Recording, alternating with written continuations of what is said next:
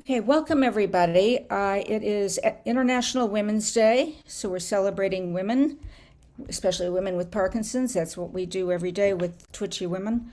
But I want to welcome everybody. We have several men joining us today. Welcome. It's a pleasure to have you here, and I think everybody's going to enjoy Sarah's presentation. It's also the LA Marathon, which you may or may not hear in the background. There are helicopters flying over my house because the marathon is on Wilshire Boulevard, a block and a half away. So normally I would be up there with my dog watching the runners. I will go up there when we're done here today. So I want to welcome our guest, Sarah Whittingham, who is a wonderful, amazing person. She was featured in the latest book by Ray Dorsey and Michael Oken about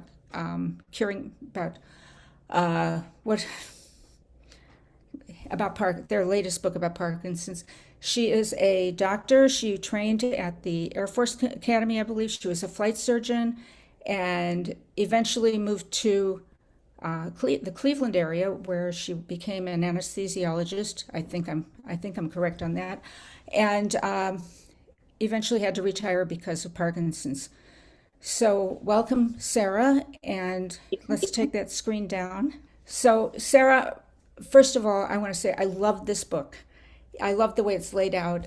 If you look at it, I have post-its all over the place, different places. I know I'm not going to get to all of my questions because I know a lot of you have questions. But I want to start with a few things. First of all, I am really happy to say that she had, in her references, she listed 4 bloggers, and I was one of the 4. Well, somebody was one of the 4. She listed Twitchy Woman, but it was by a woman named Krista O'Leary. Yeah. I'm going to blame the ChatGPT who reorganized all the hallucinations there. The next The Perky Parky is also wrong. It's the wrong person. Oh my gosh. I'm in the process of correcting it. Yours is correct on the ebook. I'm getting ready to print around the book. It will be correct. I'll have to check it. All right. We are having a hard time understanding you again. I don't know what's going on. No, either. Okay. Try that.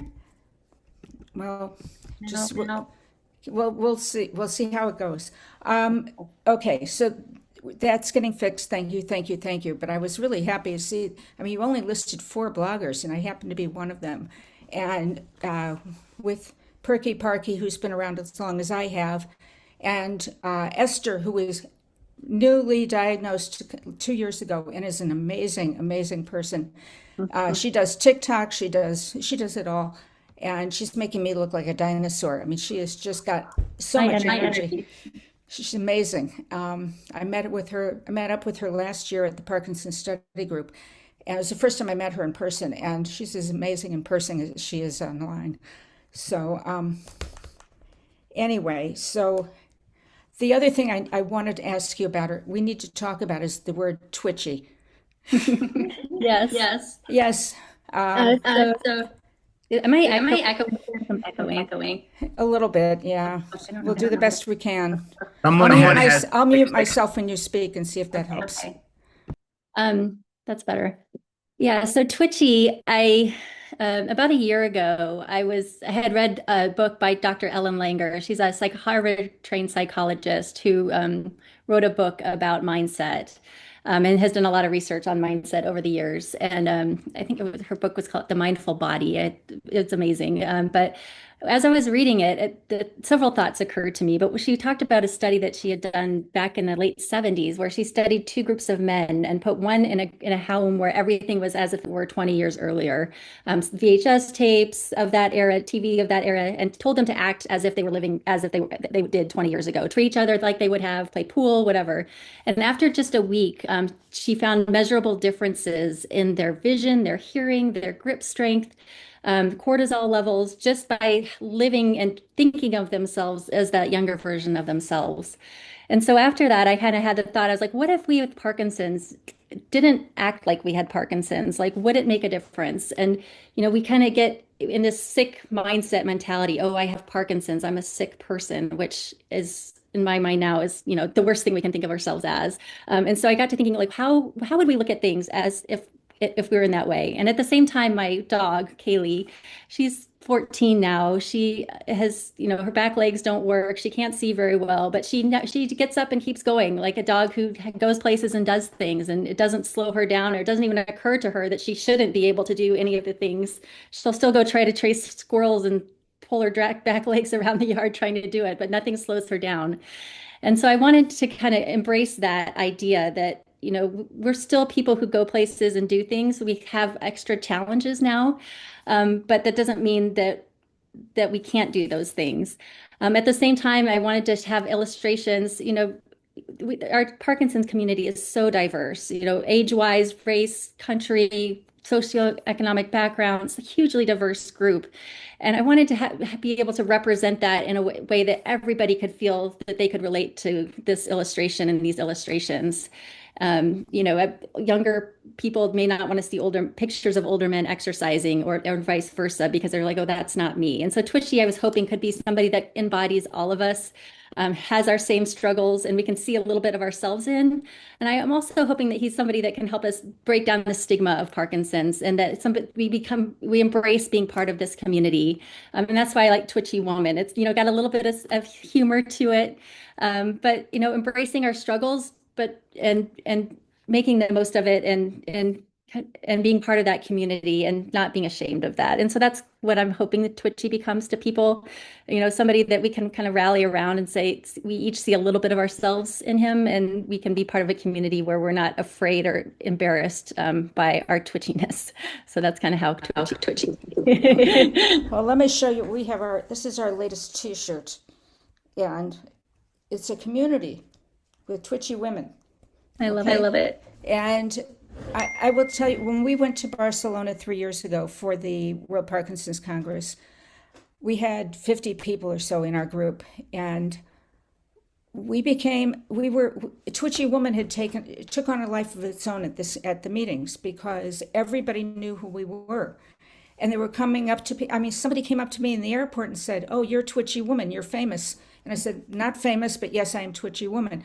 But everybody, it just kind of resonated throughout the entire conference that there was this group of Twitchies who were together, and we really made an impact. So this year we've got about 75 people going under the Twitchy banner. So we welcome your Twitchy with ours. We should join forces. But yeah, I've gotten a lot of feedback on the name Twitchy Woman. People love it. And my husband actually did a song parody rewrote the words for Witchy Woman. And when we had our comedy night as a fundraiser in November, he performed with his song Twitchy Woman, which we're hoping he's going to do in Phoenix at the Congress, and at the night they're having a performance evening for people with Parkinson's. And since a friend of ours is in charge of it, he's probably going to be playing his song "Twitchy Woman." I'm gonna pull up a couple of what we're talking about, because a lot of people might not have seen. So let me that. So this kind of one of my favorites. This is what Karen, I thought. please mute yourself. Oh, can you hear me now? We're good. So this is what I thought of Parkinson's when I was first diagnosed. I remember these images from my medical school days of the constant decline, and I didn't see that there was a way for improvement. And so I wanted to revisit that and change it to something more positive, where people could look at this and say, yes, maybe I'm a little bit out of shape now, but with Parkinson's, I need to start exercising, and I, can get stronger. And over time, I may need to change, or I'm going to get slower as I get older. We all do. But to have a visual mindset that kind of embraces that. And so this is my updated version with Twitchy. But these are just a couple of my Twitchy images, so you can see what I'm talking about with him, and what I'm kind of trying to accomplish with him. So there we go. So I'll just kind of put those up just so you can see for a minute. But those are some of the images from the book that I have in there. So I'll shut that down now. I think, let me see. I love the images, and it really changes the way we look at Parkinson's. And yes, we've all seen the images of the old man shuffling, and no, that is not us. And Barbara Matthews has also done her version, an updated version of the stages of Parkinson's using men, women, young, old, just across the board. And so the fact that at least two of you are out there trying to change this image makes a really big difference. So thank you. So this is the book, and you can see all the post-its in here. I've been going through it. There's lots and lots of information in here. Illustrations, lots of people with Parkinson's from all walks of life, scientists, doctors. By the way, Indu Subramanian was my doctor for 16 years. And she actually worked with me for when we were doing the Women in PD talk through the Parkinson's Foundation. It was a study of women with Parkinson's. This was in 2015, I want to say, 2015, 16. So that was a long time ago. And she has really taken off since the pandemic. She's just doing amazing things. So anyway, most of the books that we have out there are written by either people with Parkinson's or experts in the field. And I guess you qualify as both. So as we all are. I don't necessarily consider myself an expert. Go. When I talk, can you mute yourself for a second? Because I think yours is coming back through. Yeah, so I think it's like my perspective it's interesting, and I've like really thought of the way I think about medicine and healthcare and how, physicians talk to patients.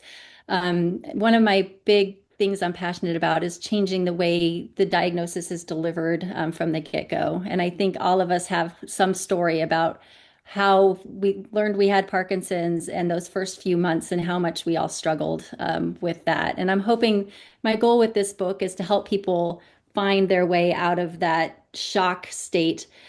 Because with Parkinson's, it's not an emergency when somebody's diagnosed with Parkinson's, whereas if somebody has a stroke, it's considered a medical emergency. And so they get the whole team right away taking care of them. They're in the hospital, the social worker comes to them, the physical therapist comes to them, the mental health people come to them because it's a medical emergency. With Parkinson's, because it's not an emergency and it's such a slowly progressing disease, it seems that none of that ever happens for most people unless you're proactive enough to figure out how to make that happen yourself.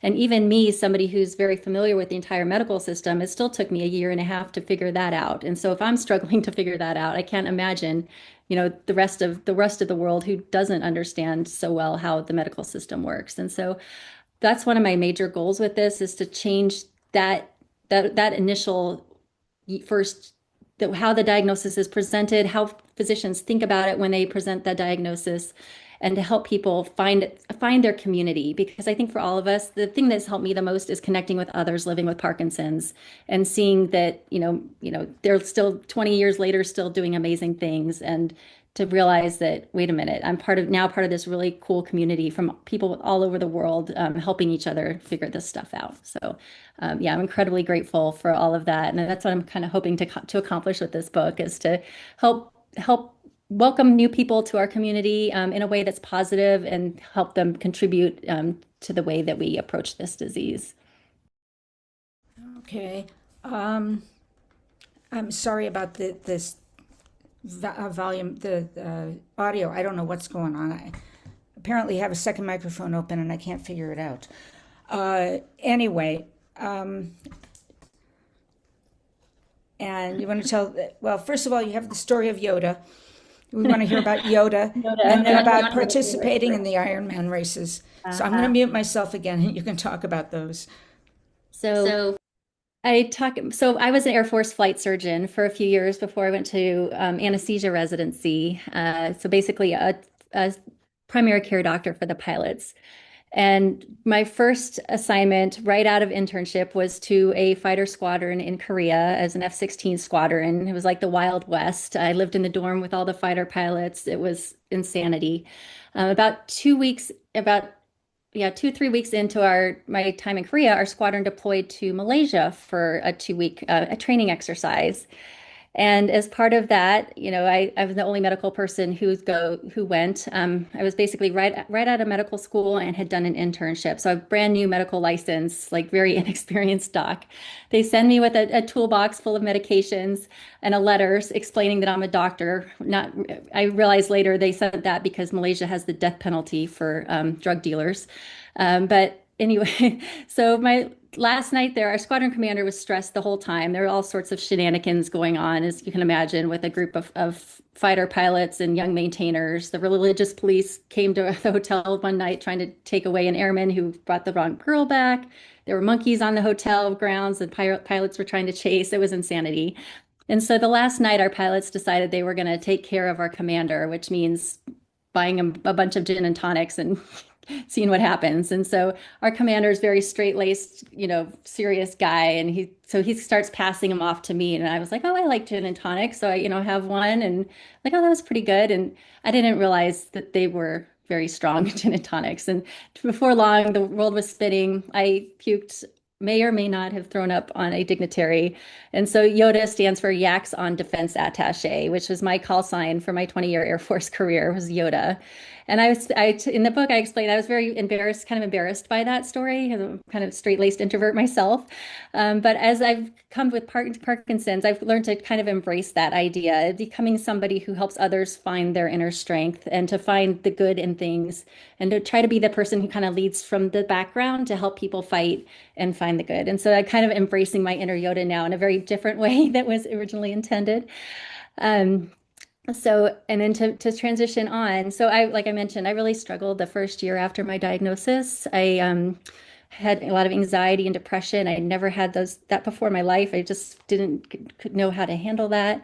I gained 30 pounds. Kind of long story, but I ended up getting enrolled in a research study at Cleveland Clinic studying the effects of cycling with Jay Alberts, and that ended up being a lifeline for me. The more I rode the bike, it was like I was coming back to life.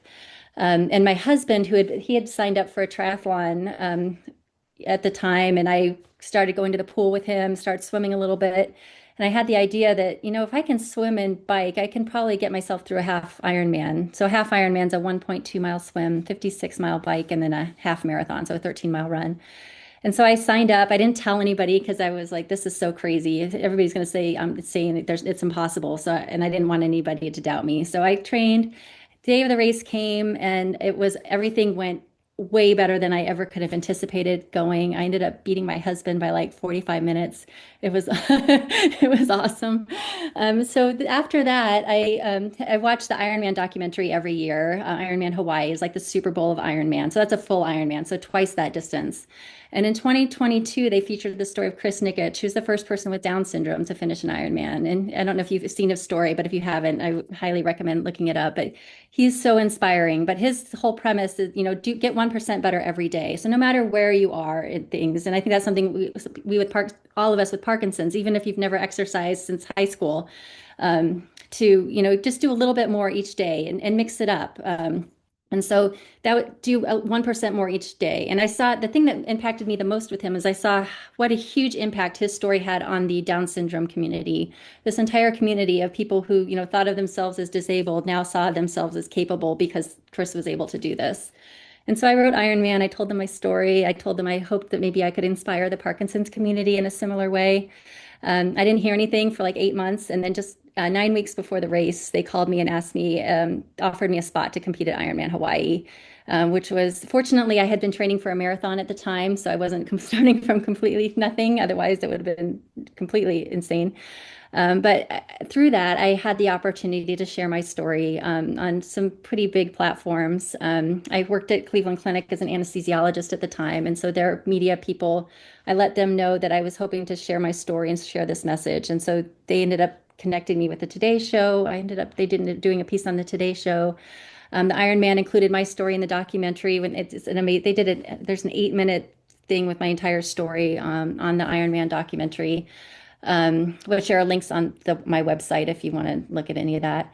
There was an article in Women's Health magazine, and I've had the opportunity to speak to a lot of people. And I'm kind of an introvert, but it was really, I realized how important this message was to spread. And I feel very passionately that, all of us need to share our stories. Like Dr. Oken, you had mentioned, that we all have our own journeys, and not everybody's is going to be the same as mine, but we've all overcome incredible challenges throughout our entire lives. And, each one of those challenges, I think, gives us strength as we fight these new challenges. And so I think, it's been interesting for me to look back at the things that have helped me the most, lessons I've learned as a mother or in the military, and how I can apply some of those lessons to my battle with Parkinson's. And so I talk about some of those lessons in the book, things I've learned from running, things about being a mom, and trying to with the way you think about how you discipline your children. I find all these parallels that have helped me like change the way I see things and try to find the positive in things. And so, yeah, it's been quite the interesting journey. And so after all of that, I had started a blog, which was not for me.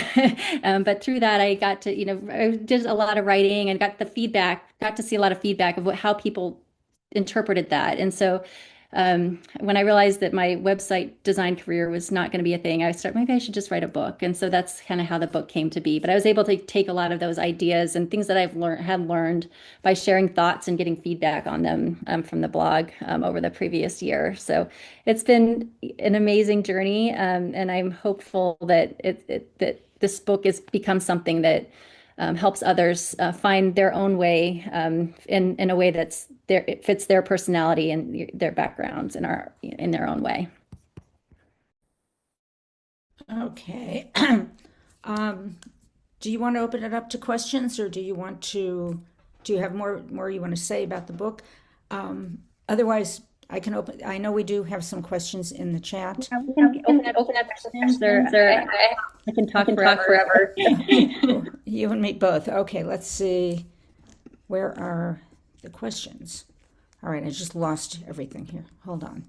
I guess I can talk a little bit the toxic exposure. Make just a second, and yep. So, and in parallel to that, and so to tie this into Dr. Dorsey and Dr. Oken's book, The Parkinson's Plan, about a year after my diagnosis, I learned that one of my Air Force Academy track teammates, Jenna Reed, was also diagnosed with Parkinson's.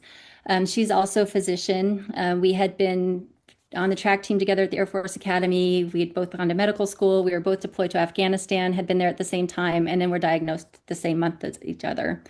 And so, we thought this can't be a coincidence. Two young women who had basically the essential career paths having a disease that younger women shouldn't be getting.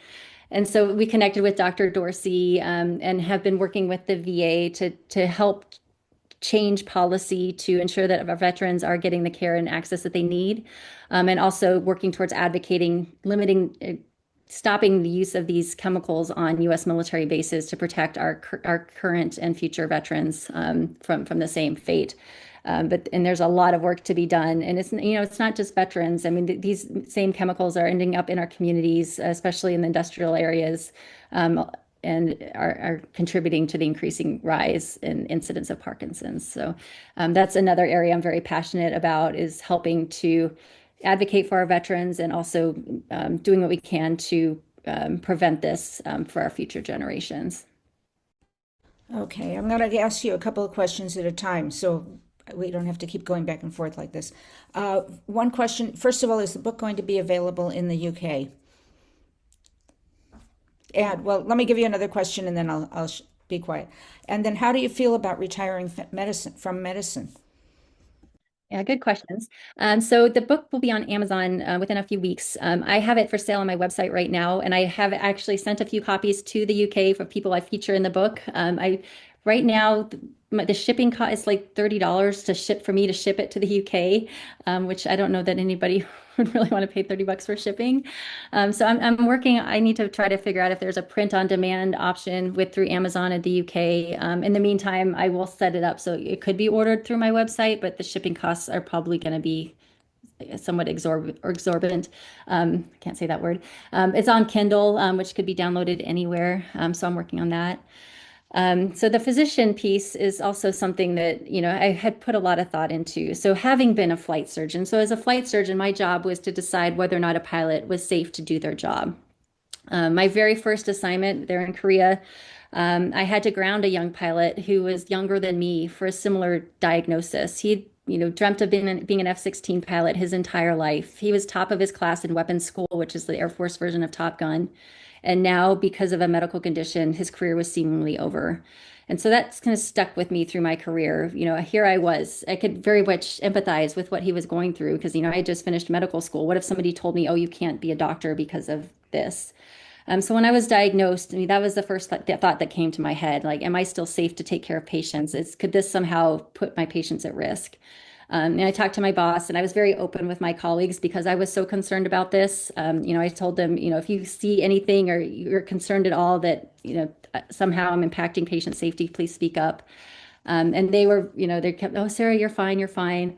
But what led to my decision to stop caring for working as an anesthesiologist were a couple of things. One, I was really struggling to multitask, to take, keeping track of multiple operating rooms at a time with nerve blocks, PACU, and it was taking every ounce of energy, and I was double and triple checking everything all day long.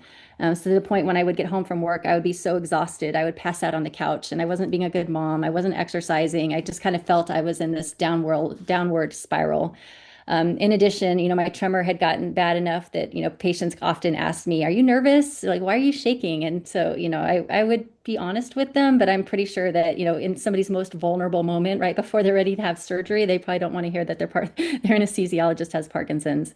And so for those reasons, and, I'm super fortunate. I am, yeah, because I'm not the primary breadwinner for my family. I had I was in this unique position where I didn't have to worry about, not being able to provide for my family or not being able to send my kids to college if I stopped working. And I realized that's a very unique situation. But I wanted to kind of use that to show what happened when I was open and honest, to let other people just, everybody's in a different situation. If I had been the primary breadwinner and, I probably wouldn't have been as open with my boss. But by being open with my boss, I was able to, get a lot of benefits that I wouldn't have otherwise. As I transitioned out, they gave me a day a week to exercise, FMLA time to exercise, which, I wouldn't have gotten had I kept my diagnosis a secret. And so I think we need to share our stories and our experiences with our employers because there are a lot of people who are living in fear that, if I stop working, what's going to happen to my family? They may not have good disability or any disability coverage, but maybe not even meet Social Security disability standards yet. So I think, it's important for all of us to share that and help set up an environment at work where people can feel it's okay to be open, and not fear losing their jobs and to fight for things that can help you live your best life, by exercising more, like helping to reduce stress, because we all know that like trying to keep a diagnosis secret is just makes everything worse, right? You're stressed all the time trying to hide things. And so and that's part of the whole stigma, breaking the stigma down too, is trying to set up a future for people where we don't have to feel like we have to hide because that just causes more stress, which is another spiral. All right, so Kathy's asked, what made you decide to make Twitchy a male? And I see Twitchy as androgynous. You used a dog. Dogs, you don't know one way or the other, is how I look at it. It could represent anybody. And I love the use of a dog since I have one sitting in the background That's a somewhere good here. question because Kaylee is now. But I don't, it wasn't even something I probably really thought about in my mind, and I guess it's part of that stereotype that Parkinson's is primarily males.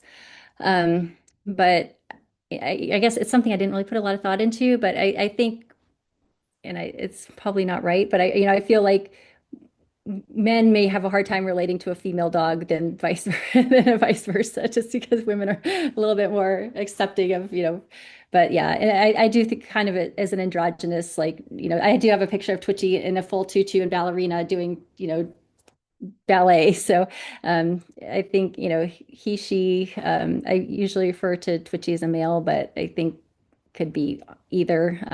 And I guess it's something I didn't really think about a whole lot other than just that there's more of us that are male than females living with this. Okay. Yeah, I want to do one of these animated things I'm trying to figure. I want to make Twitchy Woman Wonder Woman. But we are women. That's where that was what this group was focused on for many years. In fact, Stacy said we have women-centric support groups like this group, but how can we do more to support women with Parkinson's, and how is our journey different? Unmute there. Yeah, no, our journey is different in so many ways, and that we still, many of us, the younger people we're still mothers. There's like the idea within our society that people with Parkinson's are male, but I think different than that, a lot of women, we're still taking care of others, even though we're living with Parkinson's. We're still often helping care for our aging parents and raising children. My father, I helped care for him the last 6 months of his life. He recently died from Alzheimer's. But and I think that's something probably more unique with women, in that we're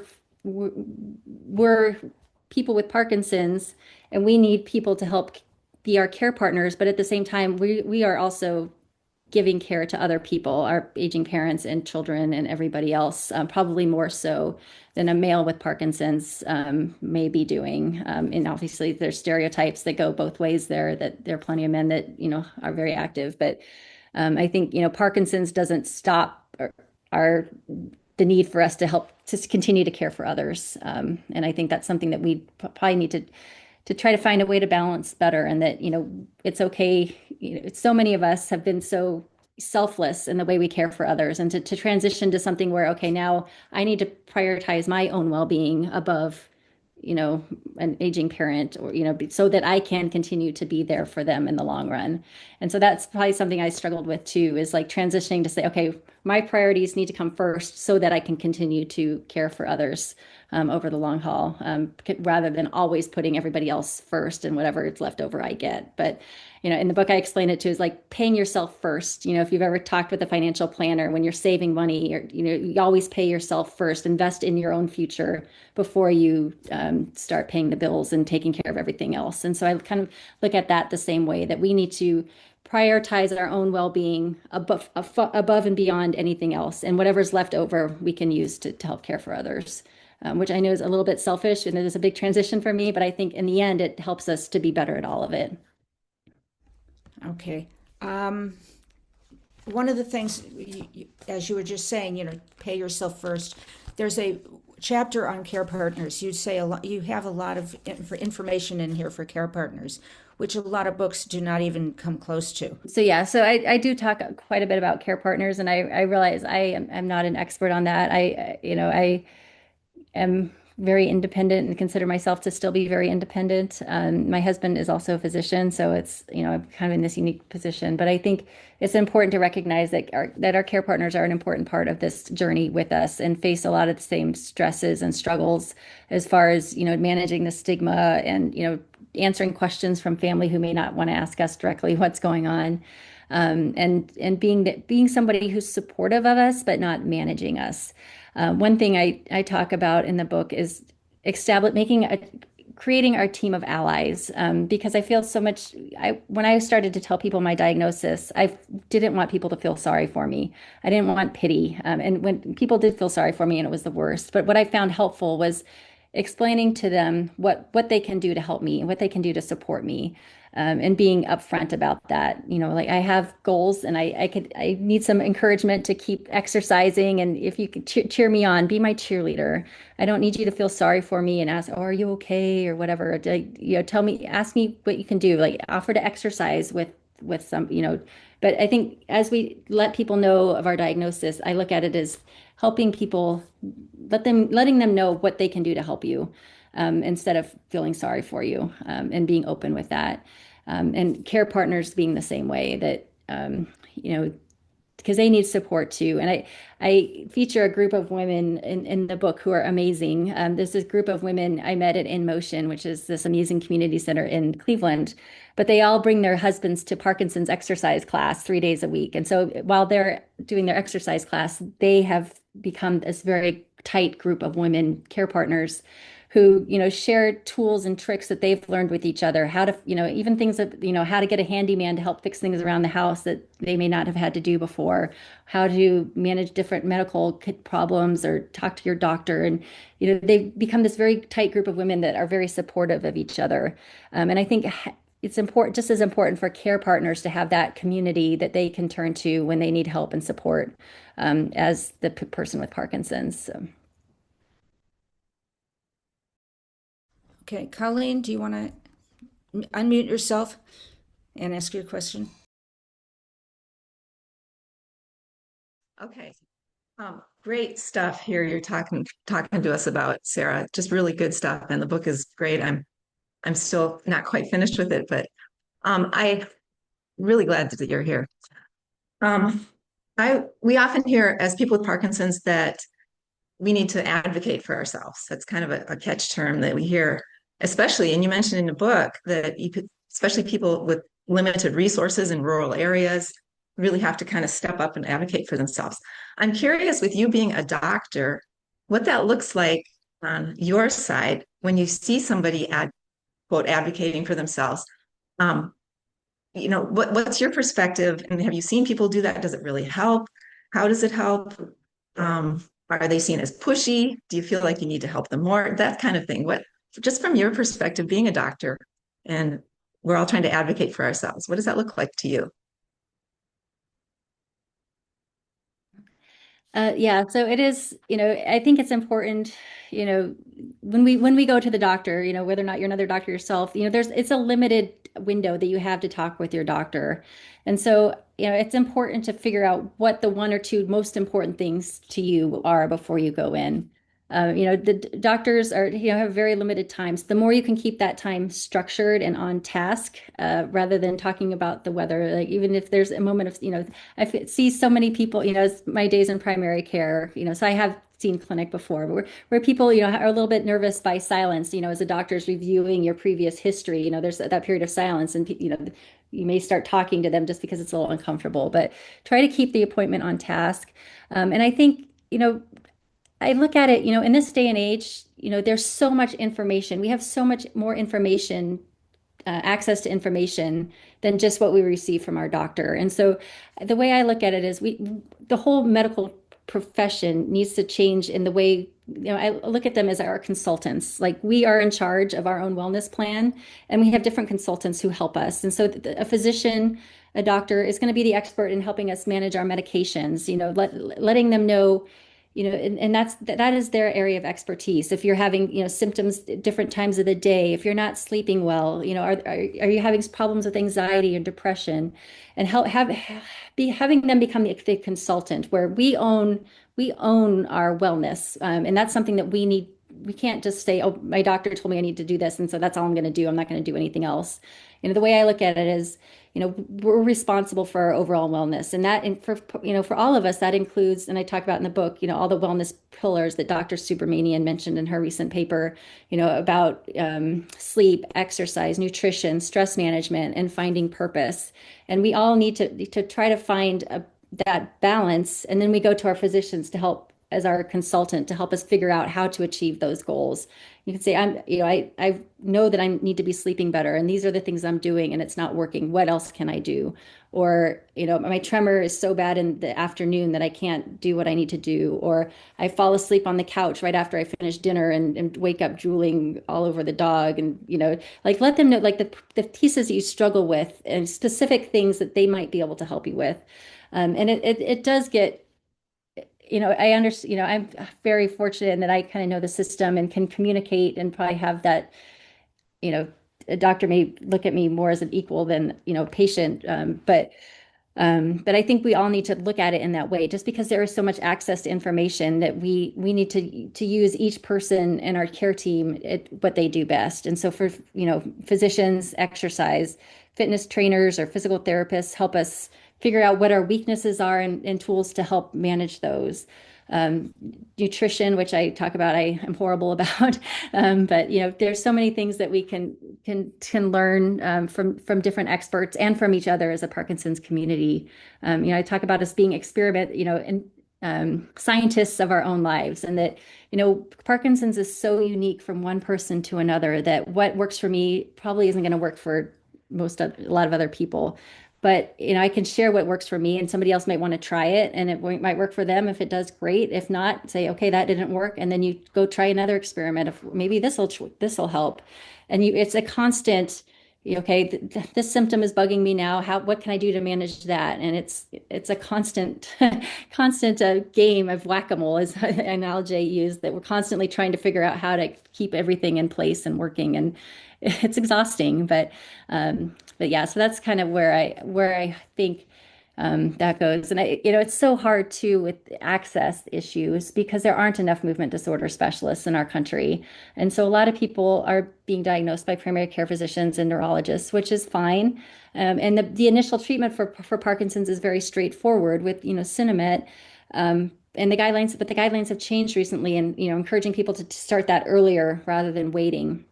And so I think, like I talk about in the book, like, it's okay to share that, say, guideline, let your primary care doctor, if that's who's seeing you, ask them about that, and ask, I've seen that, we're encouraging people sooner.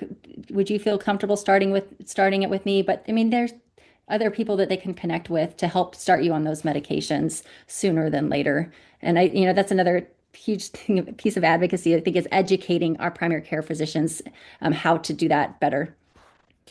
Thank you. Thank you. I think that team's approach is really important, and I'm starting to notice that more. I'm 6 years out, but I'm still adding people to that team. It's not like one and done. You've got your team. It seems like the more people I get to know, the better I have of choices, people who can be added to my team. So I really like that. Thank you. Good answer. Thanks. I think, I ended up a therapist, which, wasn't really having any issues, but I was like, I wonder what they can do to help me. But it was a physical therapist who specializes in Parkinson's at the Cleveland Clinic, and she was awesome. And like, she ran me through all these tests, it showed me things that I didn't even realize I was struggling with. So I think the biggest one was dual tasking.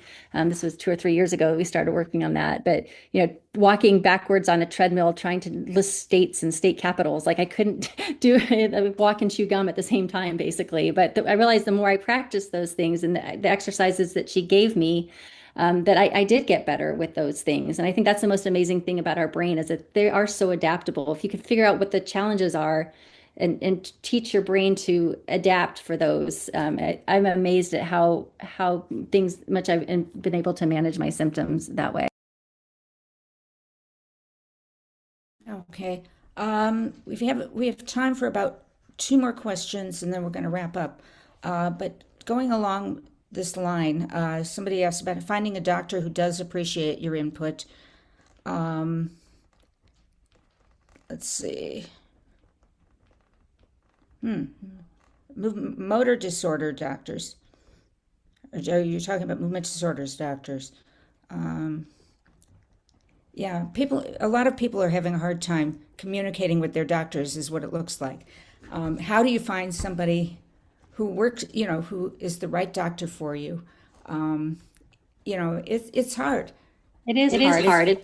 There's such a shortage of specialists. You're lucky just to get into one to begin with. And so, I think, neurology, I spoke to a group at a national conference to neurologists a few months ago, and it was interesting to me to think,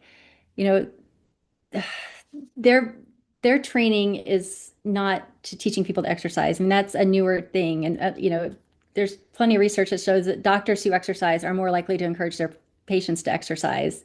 And neurologists are stereotypically not the most athletic group of doctors. They're kind of, stereotypically more the nerds and more straight-laced, serious type people.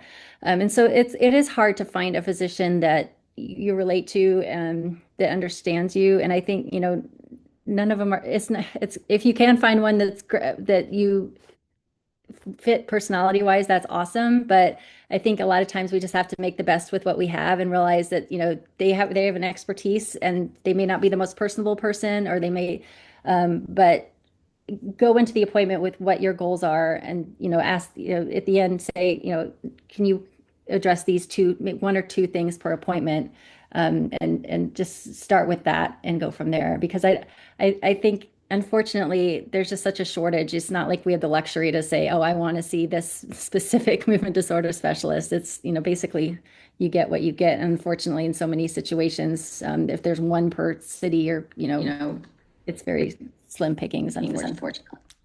Okay. Yeah, I usually go in with questions. I have them written down so they know that I'm serious.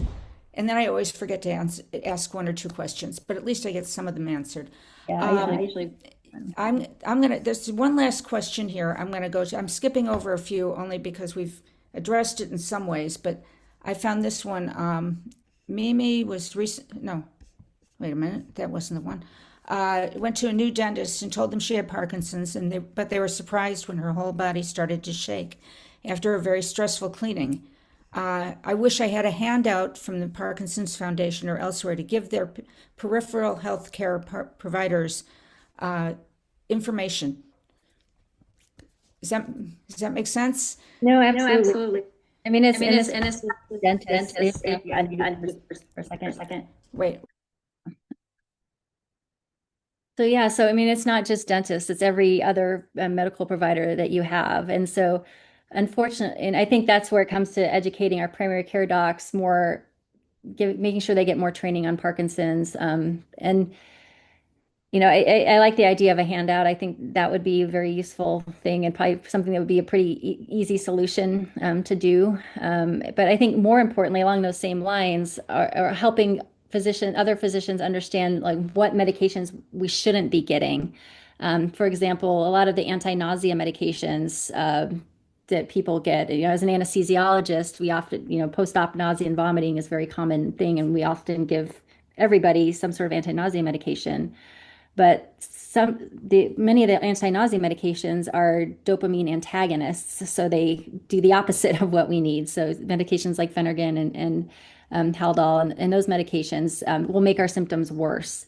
And so I think it's continuing to educate our all physicians about those things.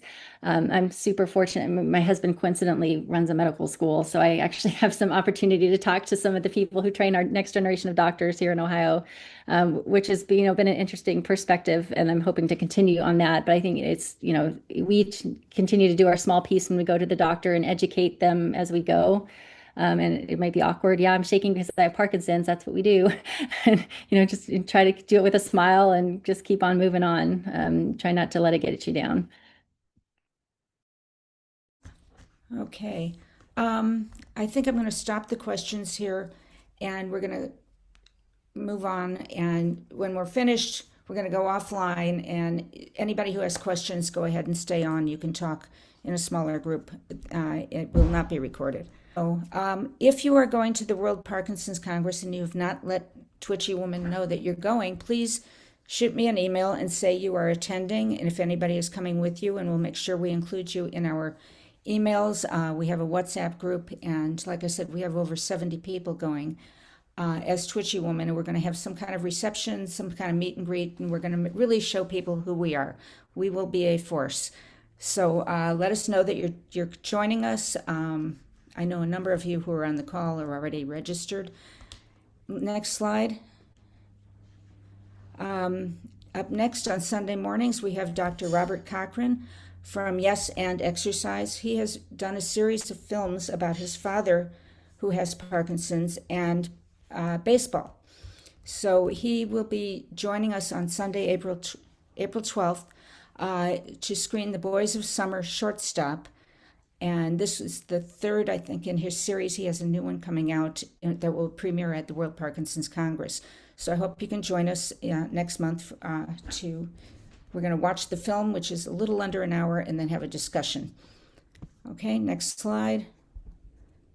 We have Turn 2 is a subscription service with AI for people with Parkinson's, tailored to your needs.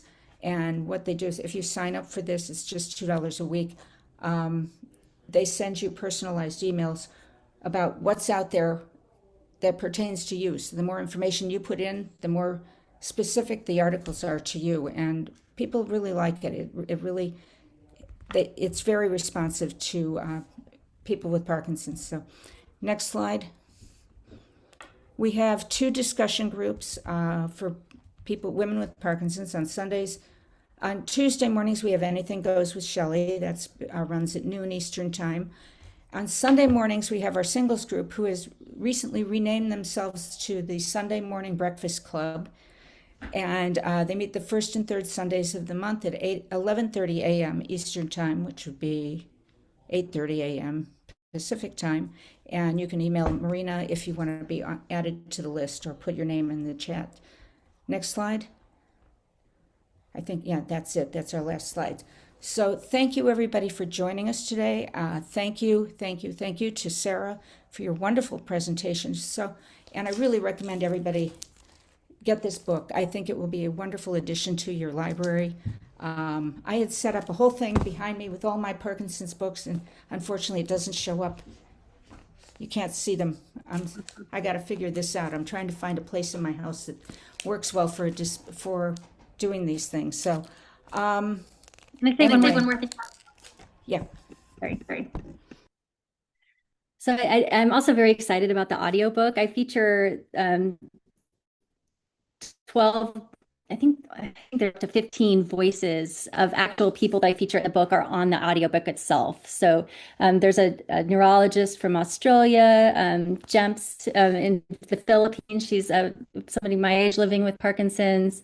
2 people from the UK, Jimmy Choi, multiple people with Parkinson's actually have their voice and their words of inspiration on the audiobook, which will also be available in April. So I'm really excited about that piece of it as well. Just hearing the voices of people from around the world with different accents fighting the same fight has just been amazing. My website's ocrapmedia.com. If you want to pre-order it, it'll get out sooner, and I send the socks with it if you pre-order from there. There's no way to bundle it in Amazon, but if you order it off ocrapmedia.com, I will send it along with some socks, so you can be rocking the cool socks if you make it to WPC as well. So thank you so much, Sharon. I really appreciate you having me on and meeting all of you. Okay, thank you. And if you want to stay on, please do so. We will leave it open for about 15 minutes if we have questions.